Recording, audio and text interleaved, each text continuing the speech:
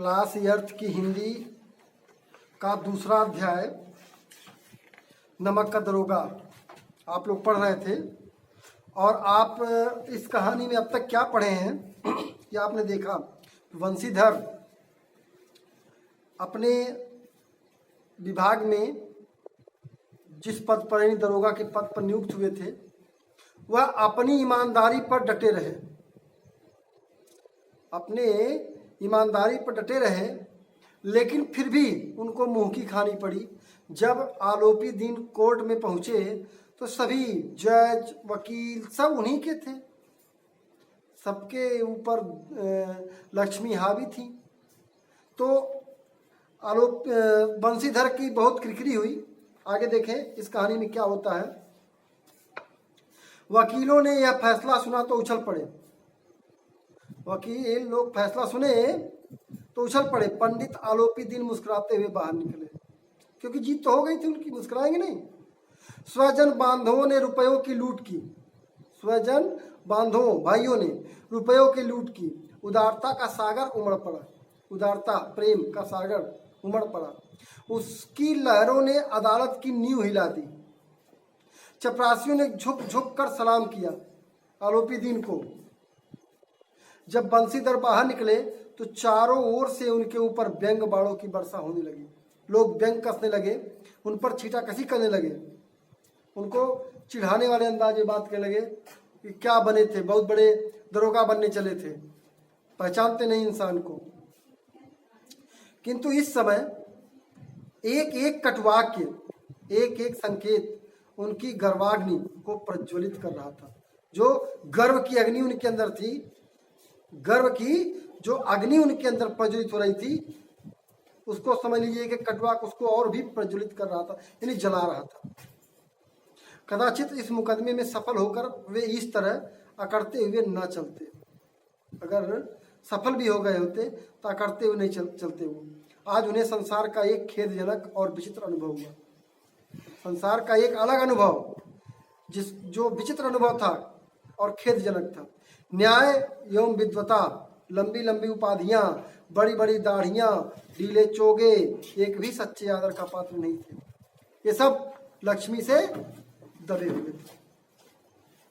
बंशीधर ने धन से वैर मोल लिया था, धन से यानी धनवान व्यक्ति से वैर मोल लिया, उसका मूल्य चुकाना अनिवार्य था। कठिनता से एक सप्ताह बीता होगा कि मुअत्तली का फरमान आ पहुंचा। कर्तव्य परायणता का दंड मिला उनको। बेचारे भग्न हृदय शोक और खेद से व्यथित होकर घर चले, यानी उनको उस पद से हटा दिया गया, दरोगा के पद से उनकी जो है छुट्टी हो गई।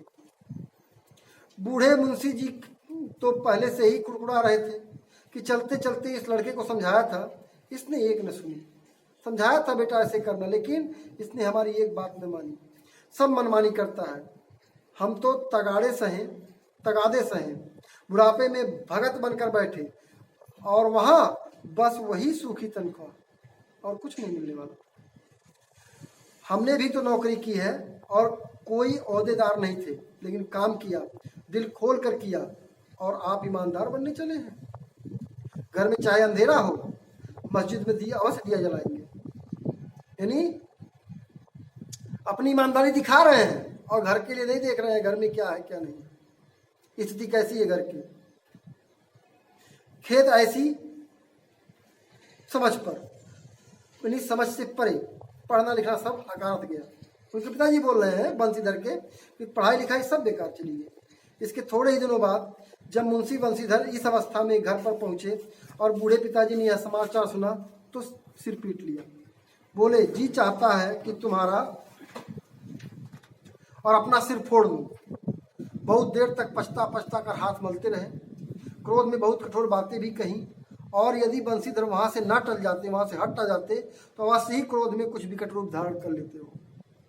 वृद्ध माता को भी दुख हुआ कि लड़का अगर असर न किया होता तो कम से कम नौकरी भी बची रहती और प्लस धन भी आता।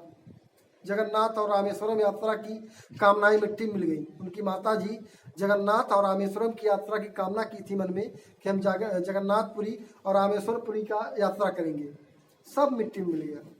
पत्नी ने तो कई दिनों तक सीधे मुंह बात नहीं की। पत्नी ने सीधे मुंह तक बात नहीं की उनसे कि ऐसा कर्म करके आए हैं, नौकरी जो है गंवा के आए हैं। इसी प्रकार एक सप्ताह बीत गया। संध्या का समय था। बूढ़े मुंशी जी बैठे राम नाम की माला जप रहे थे। उसी समय उनके द्वार पर सजा हुआ रथ आकर रुका। हरे और गुलाबी पर्दे, पछइये बैलों की जोड़ी, उनकी गर्दनों में नीले धागे, सींग पीतल से जड़े हुए, कई नौकर लाठियां कंधे पर रखे हुए थे। मुंशी जी अगवानी को दौड़ पड़े। देखा तो पंडित आलोपीदीन है। यानी बंसीधर के दरवाजे पर पंडित आलोपीदीन पहुंचे थे और उनके पिताजी उनकी अगवानी के लिए गए। झुक कर दंडवत की और लल्लो चप्पू की बातें करने लगे। हमारा भाग्य उदय हुआ। लल्लो चप्पू मतलब खुशामदीद करने वाली, यानी खुश करने वाली बातें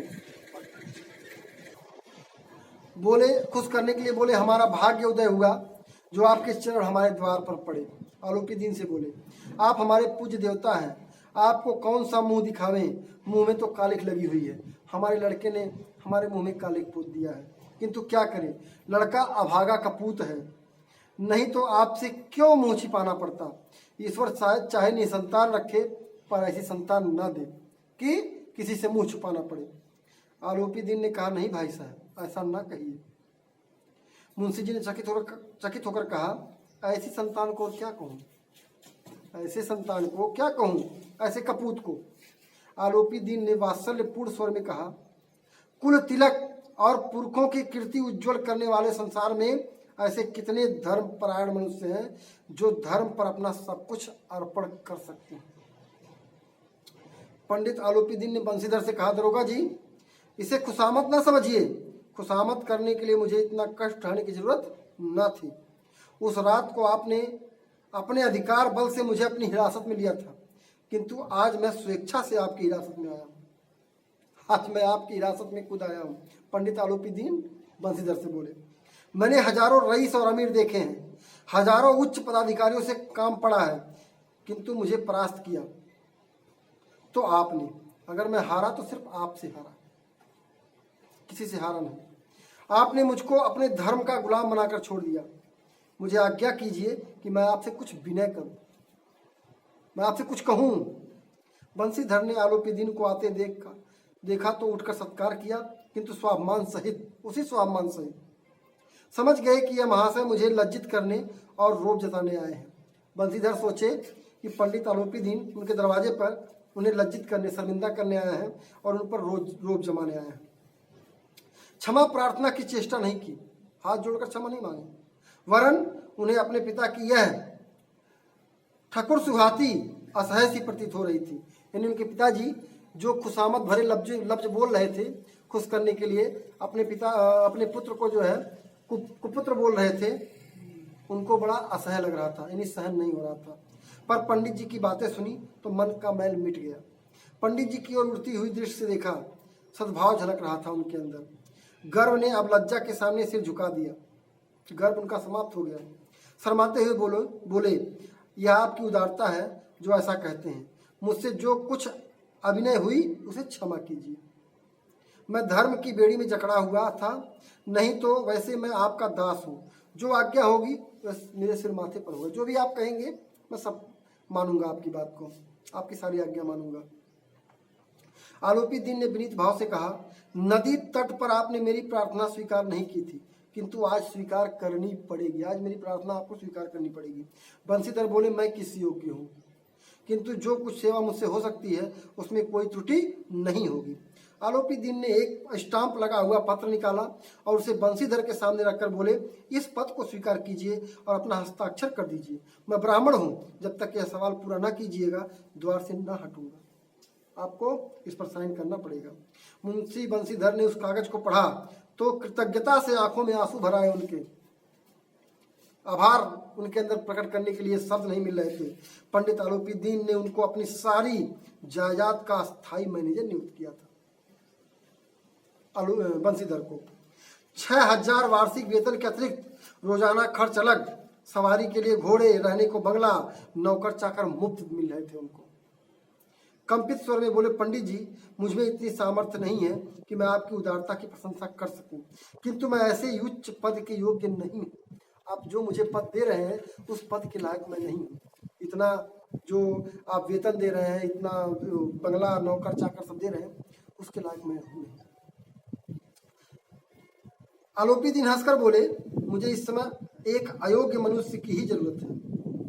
आप जैसे अयोग्य मनुष्य की ही जरूरत है, किसी योग्य की जरूरत मुझे नहीं।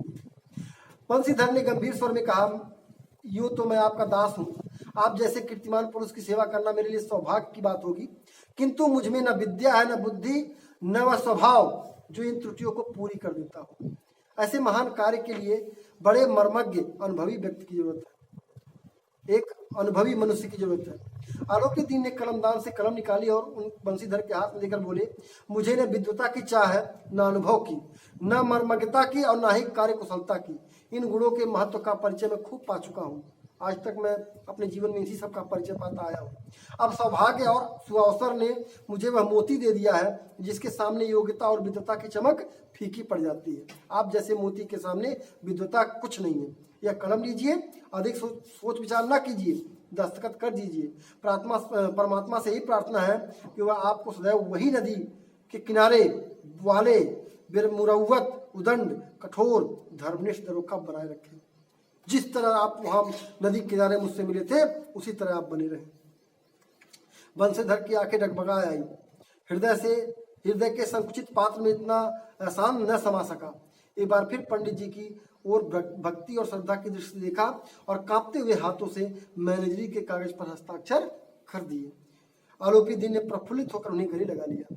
मतलब उनकी ईमानदारी, उनकी कर्तव्य निष्ठा का परिणाम एक बहुत अच्छे ढंग से मिला। यानी उस समय 6,000 मासिक वेतन प्लस बंगला, नौकर चाकर, सारा खर्चा अलग से, ये उस समय की बात है। तो अगर व्यक्ति अपनी ईमानदारी पर बना रहता है, अपने जो गर्व है सीने के अंदर उसको बनाए रखता है, तो उसका फल कहीं ना कहीं उसे अवश्य मिलता है। आज की कहानी आपकी समाप्त होती है।